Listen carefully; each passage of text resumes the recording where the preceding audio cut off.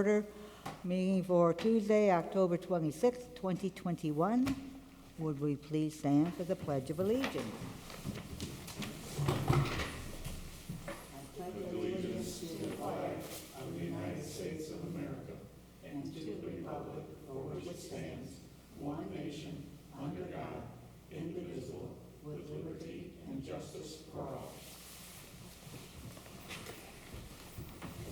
Do we have a roll call vote, please? Dennis Radowski. Here. Roger Brock. Here. Nancy Reagan. Here. William Hutton. Here. Kathleen Hill. Here. 5 present. We have a quorum. And do we have a motion to table the minutes for June 29, 2016, May 24th, 2017, July 26th, 2017, February 25th, 2020, August 25th, 2020, December 1st, 2020, August 31st, 2021, and September 28th, 2021. I make that motion that we table these minutes. We have a motion. Do we have a second? Second. We have a motion and a second. Could we have a roll call vote, please? Dennis Radowski. Yes. Yes. Nancy Reagan. Yes. William Hutton. Yes. Kathleen Hill. Yes? 5 ayes, 0 nays, 0 abstentions. Motion passed. Madam Chair, hold on a second. Shannon, did we get the recording button started on the laptop? No, it's not, but Jake is recording. Right, but we should be recording through the laptop. We did that as a second option, but it's being recorded through Hammond. Okay. You ready to proceed? Yes. Any old business since we've gotten There's our no old, agenda? there's no old business. Okay.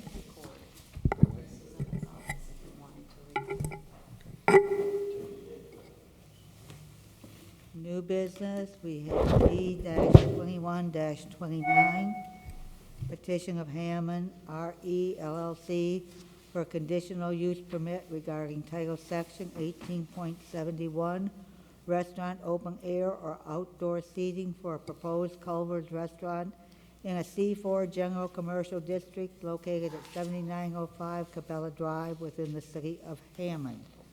Have all notification requirements been met? Yes, they have. Okay, we have somebody that I assume will be presenting it. Would you please state your name and address and sign in? Yes, it's Russ Posen. I'm with DVG Team Inc., 1155 Troutwine Road, Crumpton, Indiana. I'm representing the petitioner, Hammond R.E. LLC, John Terpstra. Unfortunately, today he notified me that he couldn't make it. He actually has to help with one of his Culver stores. I'm actually working a little bit, so dropping some fries and flipping some burgers. But I'll represent as best I can. I have spoke with him.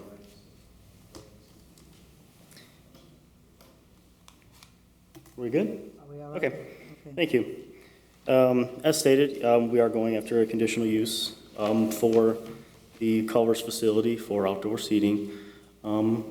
You have in your packet, you have seen the site plan and some other items, but I'm going to go over it a little bit with you just to make sure everybody's clear. North is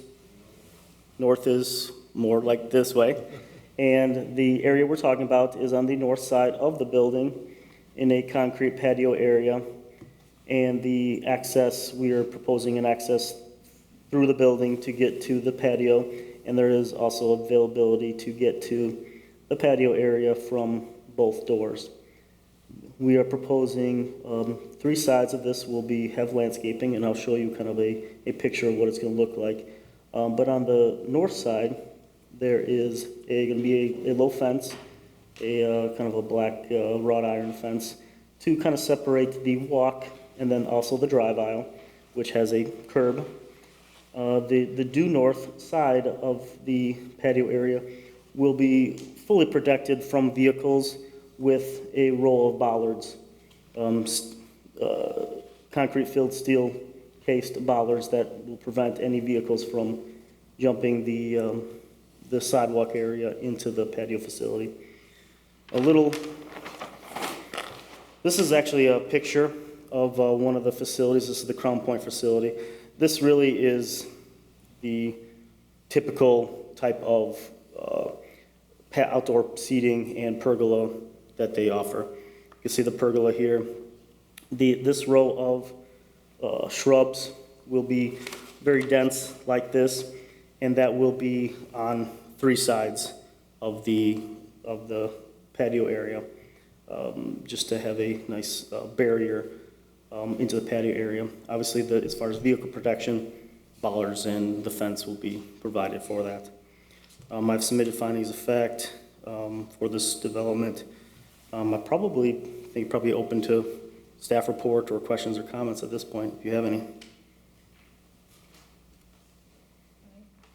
Any staff members have any questions or comments? Or questions basically right now? Do the board members have questions first? Board members, I'm sorry. I missed it. How tall are the barriers going to be? The shrubs will be at least 3 feet tall.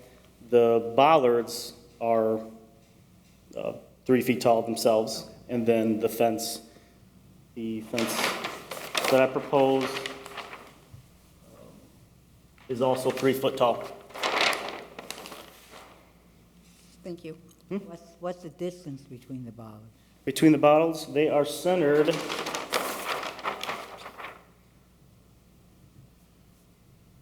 So currently I have them centered on the parking stall, so those are 10 feet on center at that case, on that side.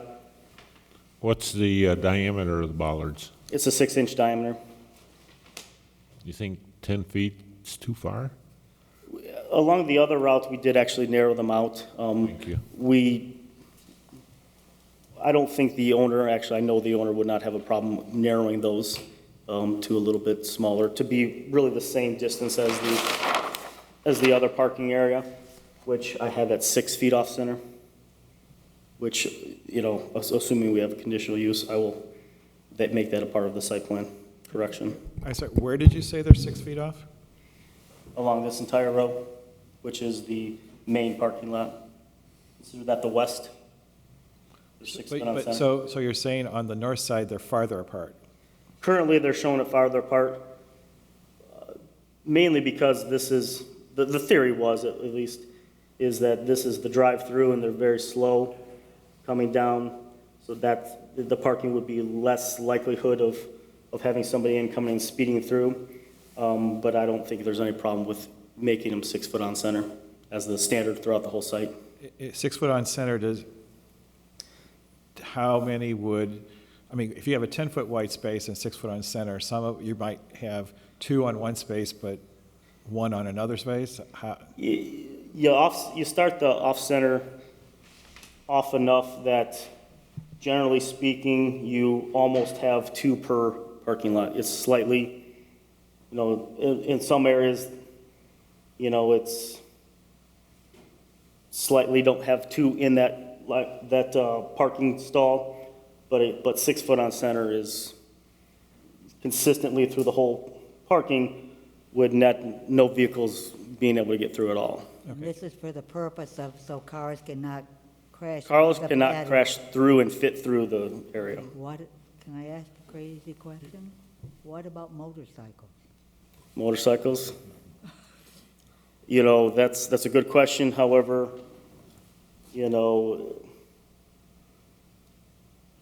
motorcycles are one of those, if I go any narrower, then I don't have really available space for a pedestrian, Walk through. to walk through. Let's talk about that for a second. I think Brian has a good point, and this is only a suggestion. If you can get those 6-foot bollards in the middle of the stall, that would leave you 2 feet from the bollard to the stripe and 2 feet from the stripe to the next bollard, which might give people an easier way to navigate up to the building. I'm not an engineer, but it's just a thought. So it's just a very good thought. I But have no problem with that. just by math, you said have 1 bollard 2 feet from the striping the stall and then 2 feet. So you're going from a 6 foot on center to 4 foot on center to 6 foot on center to 4 Yeah, foot on center. and there's nothing wrong with that. No, I'm not, I know, of course there's nothing wrong with it, but I'm just Not saying an engineer, though. mathematically, that's what it's gonna turn into. That'd be beautiful. And if that's, if from, Green. I'm sorry. so are you suggesting that only for the north side, or are you suggesting that for the west side? I think I should put a patent on it and do it all the way around. We'll make it consistent. Just, if it doesn't work out that way for you, it's okay, just an idea. I'll review it and make it consistent, and discuss with Brian and make sure that what we're proposing meets the intent. So the minimum requirement would be to have 1 on center in each parking space. Would that be fair to say? The minimum, That's what we Yes. currently have on the north side. right. And Yeah. so what you're suggesting is that because that is enough of a gap, if a car is off center, that they would drive through. So you're looking for something that would create another impediment. Yes. Okay. So I guess if we achieve the goal, rather than worry about whether it's 4 feet or 6 feet, as long as they accomplish the goal of providing enough barrier to prevent a vehicle from getting in between the bollards, that's really the goal, correct? Yes, but I was just trying to be particular to help the gentleman with it. But it's not only keeping the vehicle away from the building or damaging something, but it's also access for the pedestrian and/or wheelchair to get through. Right, and I do think that those two may be in competition at some point or Yep. another. Absolutely. There is a point where they are in competition. However, I think if we're allowed, we can take your intent, which is making sure no vehicle will fit through a space, and I'll review it with Brian and make sure he's comfortable. Thank you.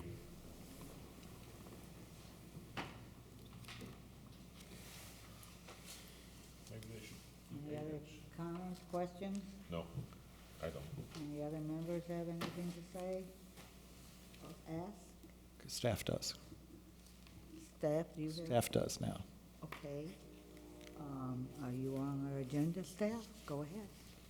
Okay. So I think we've pretty much got an understanding of the bollard situation. Okay. So for the board, let's remember that what is before the board is the conditional use for the outdoor seating. And there are some provisions in the zoning ordinance that have to be addressed for meeting the compliance of the ordinance. One of the things that Mr. Posen referred to, but I want to have clarified, is that the outdoor seating area, by definition, is intended to be an extension of the indoor seating. And so that one of the provisions is that there is a door directly from the inside to the outside. And if I heard you correctly, that you are going to add a door on that north side, and that would meet that criteria. Okay, right now it doesn't show it in the drawings, but that is something that you will. They are working with corporate to make sure that that gets on architectural plans. Okay. I have it shown on my site plan that there's a door coming out of there, but to get the official architectural plans, I need corporate to approve that, which I know John is working with. Okay, and is there an expectation as when that would be accomplished? I will ask John when that will happen and get that provided to you. One of the other provisions is the perimeter barriers that go around an outdoor seating. And that the ordinance does say fence or landscaping. The intent is based on probably some of our, like our commercial areas in which it's a little bit denser, and it's a bit of a security issue in some respects.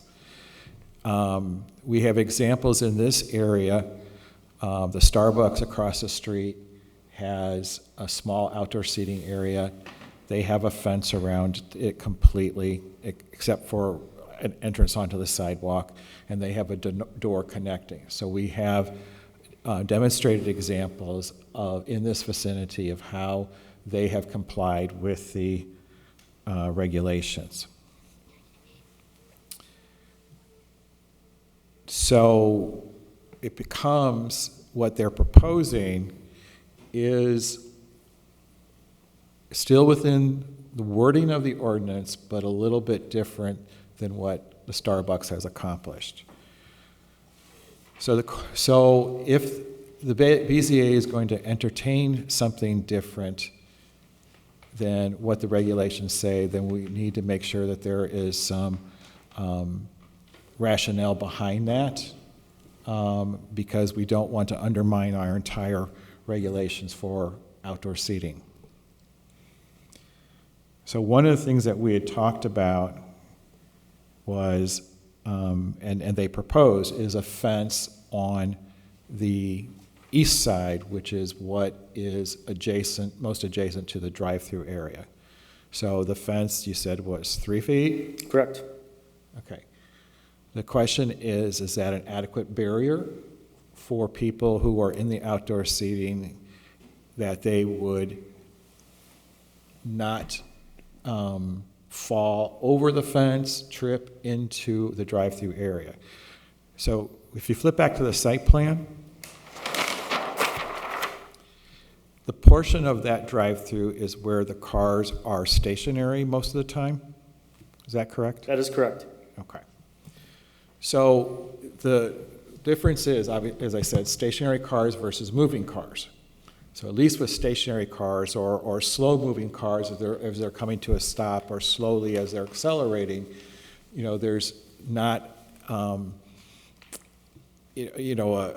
screeching of the brakes in order to stop a car, and for someone who has fallen over a 3-foot fence, because code typically would be 4 feet. Normally? I'd have to confirm. Okay. The other two sides, he's proposing landscaping. Again, the language does accept landscaping as an alternative. We just had this extensive discussion about the bollards. So when it comes to the safety and the prevention of vehicles speeding through the spaces and going towards the outdoor seating, if the barrier is located appropriately, that a car can't sneak through to bollards, then there's a certain level of inherent safety that is being brought to this location that a fence otherwise would provide. Not that people can't crash through a fence, but at least there's something, okay? So, and when you discuss the landscaping on the if you can go to that picture, we talked about, prior to this meeting, Mr. Posen and I talked about the nature of the landscaping, and you indicated dense and 3 feet in mature height, I assume. It's going to take a while for a plant to grow up. So the question is that sufficient to have the enclosure concept of what we're trying to do in the ordinance, as well as the security, safety factor? And that ultimately is something that, if you're going to accept this, I want you to keep that in your mind, because of how this may play out in a different scenario or a different project. The other part of it is, again, if you want to do a compare and contrast, if you flip back to the other drawing, there's what's the distance between the curb of the parking spaces and the pavement for the outdoor seating? It is almost 9 feet. 9 feet. So in the Starbucks situation, the curb is right there, the parking space is right there at the fence line. So again, there's not that the empty space is going to slow down a careening car, but nonetheless, there is a separation. And so those are some unique factors I think go into this layout that may be, it's different than other projects. Another factor of safety to note on the side with the fence is that the sidewalk compared to the drive-through pavement, that is a curb, it's a monolithic curb and walk. So 6-inch curb, which, curbs are designed to stop tires. You have to go very, very fast to jump a curb. So that is another layer of safety along the fence line that just should be noted. It's not, the sidewalk and the concrete there is not flush with each other. I'm sorry. Are you done? Yes. Thank you. I want to go back to the question. How far is it from the face of the curb to the edge of the patio again? The face of where the parking Yeah. stall is Yeah. about 9 feet. I'm looking at this drawing, and mine says 8 feet. Well, it's 6.5-foot sidewalk plus the 2 foot of the landscape area, so 8.5 feet, Oh, it's 8.5, okay. 8.5. All right. Brian, is there a fence height somewhere in the ordinance Well, for a typically. patio? Well, I mean, we allow 4-foot fences in the front yard, we allow 6-foot fences in the rear yard. The code typically requires a 4-foot fence in a situation of an elevation change. When it comes to 3-foot fence,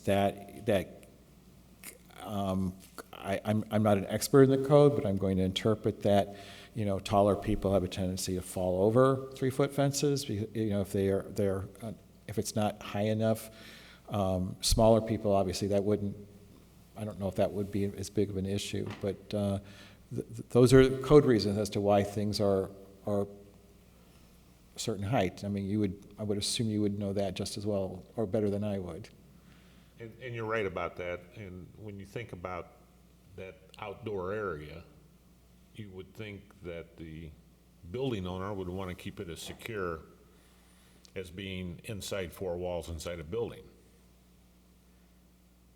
I'm thinking 3 feet, I don't know. Well, I think the staff has always indicated is safety. And it was the traffic concern, for the most part, that has driven our position. The ordinance the fence is intended to contain, the fence or landscape is to contain that outdoor seating because in many locations, it's a very tight environment. This is obviously a different environment, so I don't know if that factor is as literally critical as perhaps in a different location, and perhaps with the accumulative things that we've talked about, does it in essence meet the intent?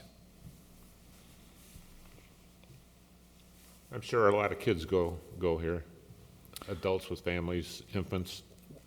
Right, and I mean, I don't want to come up with a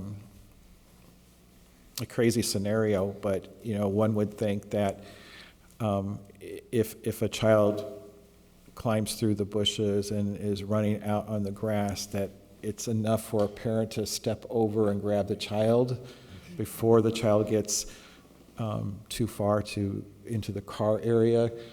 But then we also know how quick children are, so that may not be reasonable. I will not say anything.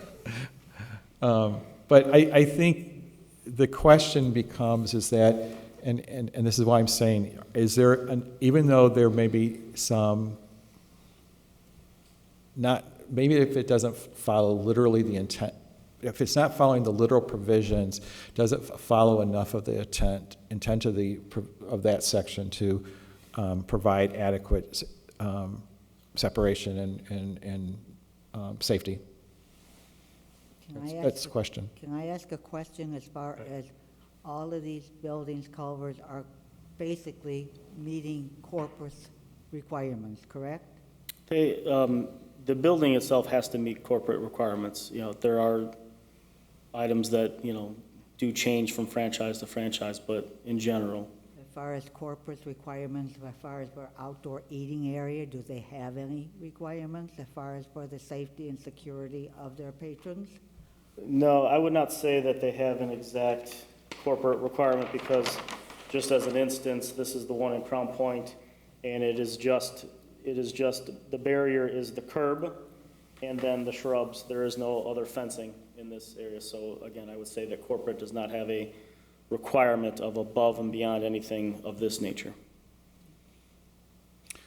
That being said, obviously, you know, they are responsible for meeting corporate requirements. Nonetheless, corporations and municipalities face this issue all the time as to whether or not the city isn't going to impose additional regulations beyond what the franchise or the corporation requires.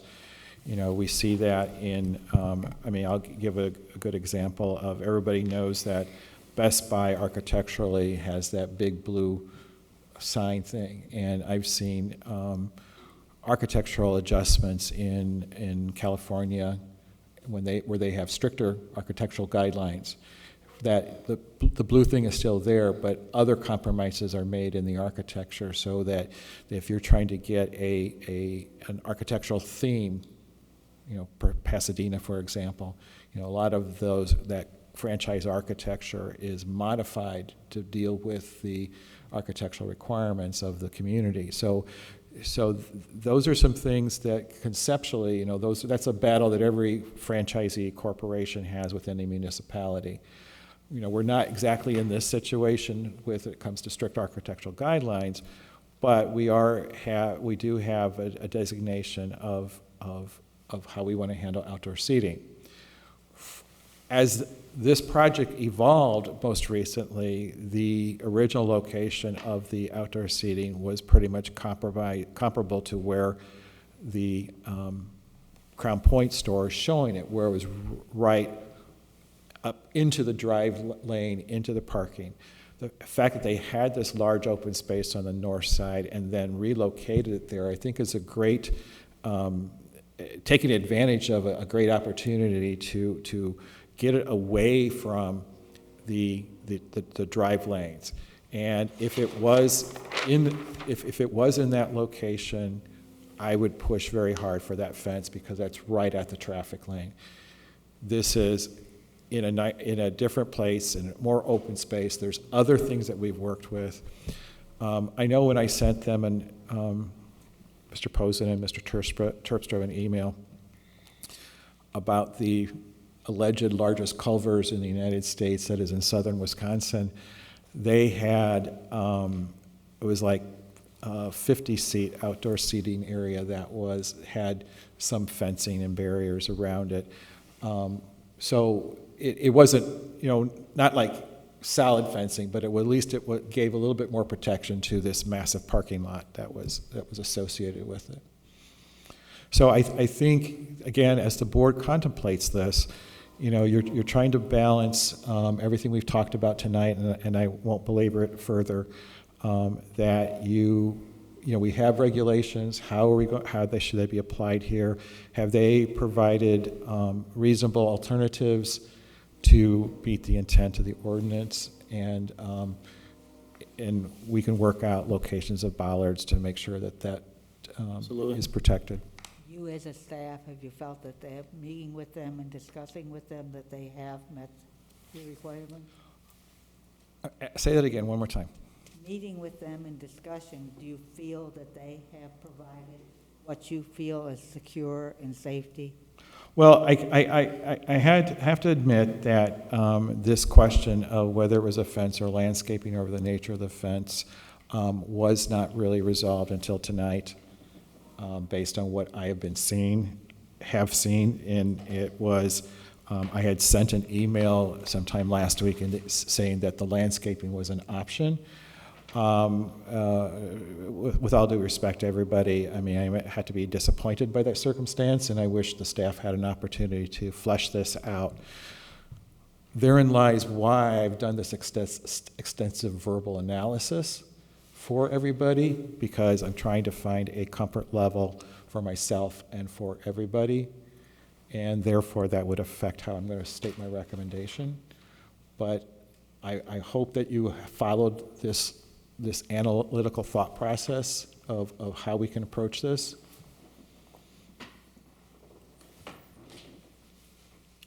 Brian, I do have one last question, I think, and that is the lighting for this patio. If it's going to be open well into the dark hours, do you have an understanding of how this is going to be illuminated and still be in compliance with the photometrics of the adjacent properties? Yeah, I mean, did you provide the photometric? We provided the photometrics, and that does show this area. There will be no new lighting in this area.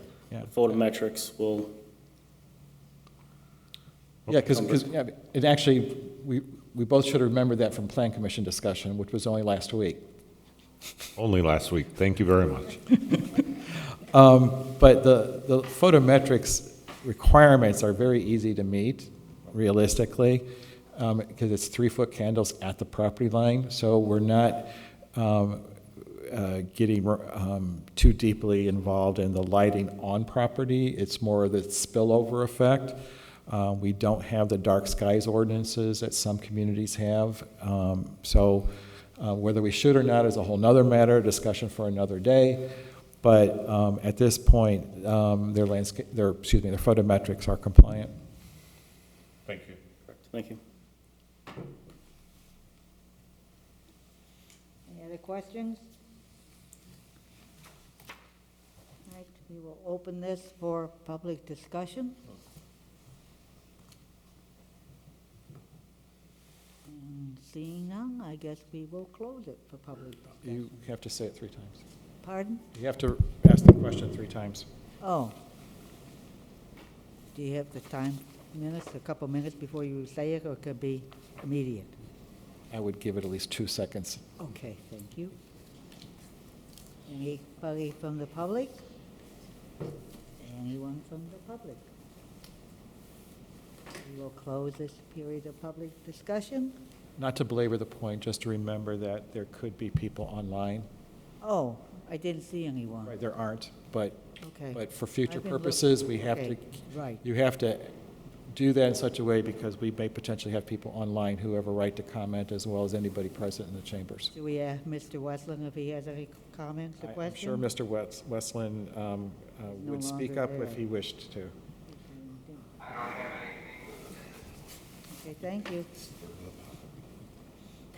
All right. Any other questions from board members, committee members? We will move as far as request the staff report. Okay, just couple of other things to talk about. This was discussed at the Plan Commission meeting regarding a misstep by the developer when it came to the hiring a contractor to put some fill on the property without proper permits. The Environmental Management Department has worked with Mr. Terpstra to resolve that issue as far as the Environmental Management Department is concerned. And our goal is that the stop work order will be officially dealt with as we get through the permitting process. So that is referenced there. The other thing that it's in my recommendation, but we didn't really have a discussion for it tonight. One of the other provisions of the outdoor seating was an intentional closing of the outdoor seating at 10 p.m.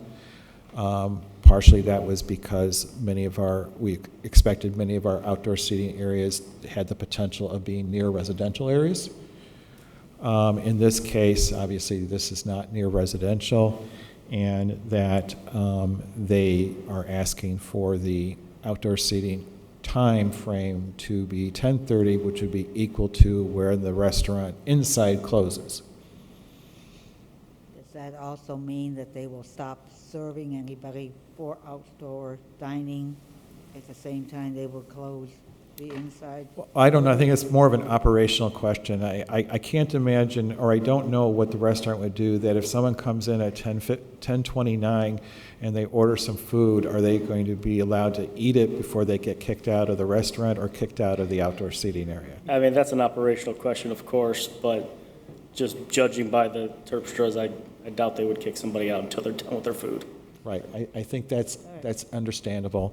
But the important factor related to that point, again, there's no residential in the vicinity. Okay, that being said, staff has reviewed the petitioner's request and recommends that the BZA grant, I'm sorry, I have to amend that, what I wrote here. Grant the conditional use permit should the board feel the petitioner has met the standards subject to the following conditions. One, I'm going to amend this language by saying that the outdoor seating area will be enclosed by fencing on the 3-foot fencing on the east side, 3-foot dense landscaping on the north and west side. Thank you. 2, resolution of the stop work order on the preliminary grading, and we already addressed that. And then 3, allow the outdoor seating to remain open until 10:30 to match the hours of the operation of the restaurant. And your statement, to be clear, for the landscape, it's 3 foot tall, not wide? Yes. Thank you.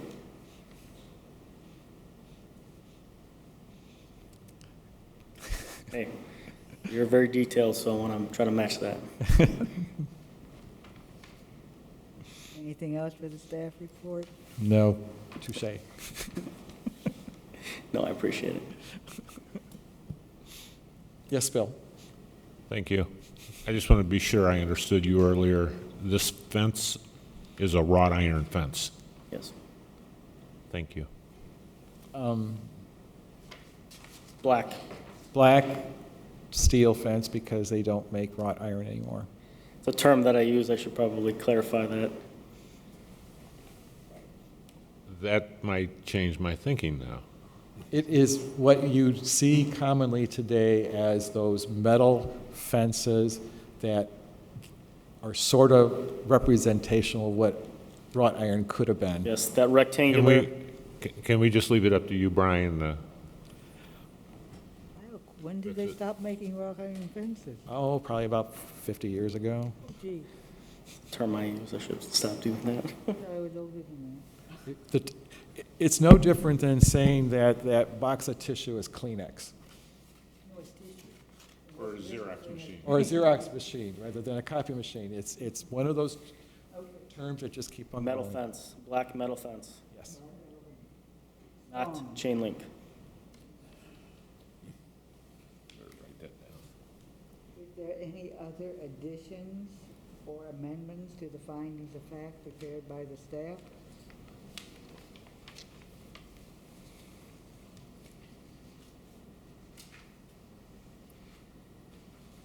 Hearing none, we'll move on. Do we have a motion to adopt the staff report as amended and the proposed findings of fact is presented and amended as the official findings of fact?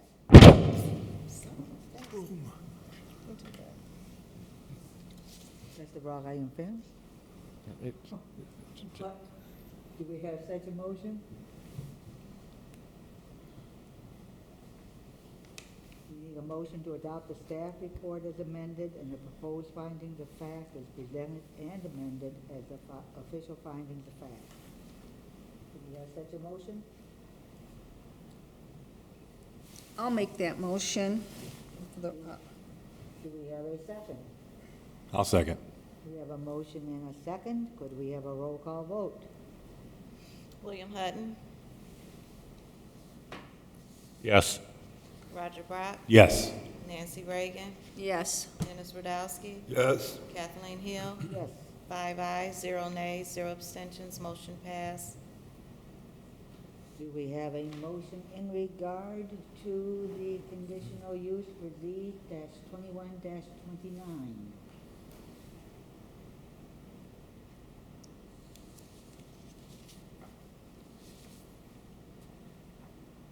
We have a motion to approve the conditional use for Z-2329. I'll make a motion to approve development of variances and conditional uses. It's a conditional use permit, there's no developmental variances, and that you should approve it with, subject to the conditions of the staff report. Okay, so amended. Do we have a motion that has been amended? Do we have a second to this motion? Second. We have a motion and a second. Roll call vote. William Hutton, Yes. Roger Brock. Yes. Nancy Reagan, Yes. Dennis Radowski, Yes. Kathleen Hill, Yes. 5 ayes, 0 nays, 0 abstentions, motion passed. Good luck and thank you for your time. Thank you very much, appreciate it. I'm sure you'll I'll be coordinating with you, Brian, to make sure everything is clear. I'm sure you'll be meeting with the staff quite often. All right, we have no other new business. Do we have any comments from the commissioners? None. Any staff comments? We are expecting a meeting in December. And that will be. Be the first Tuesday, December- it's the first Tuesday in December. Not in November. Tuesday, December 7th, Nothing in November. correct? Correct. Yes.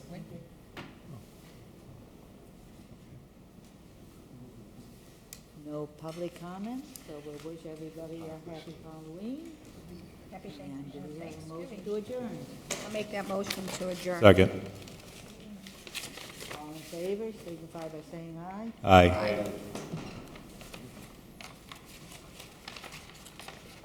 So, see, we won't be here for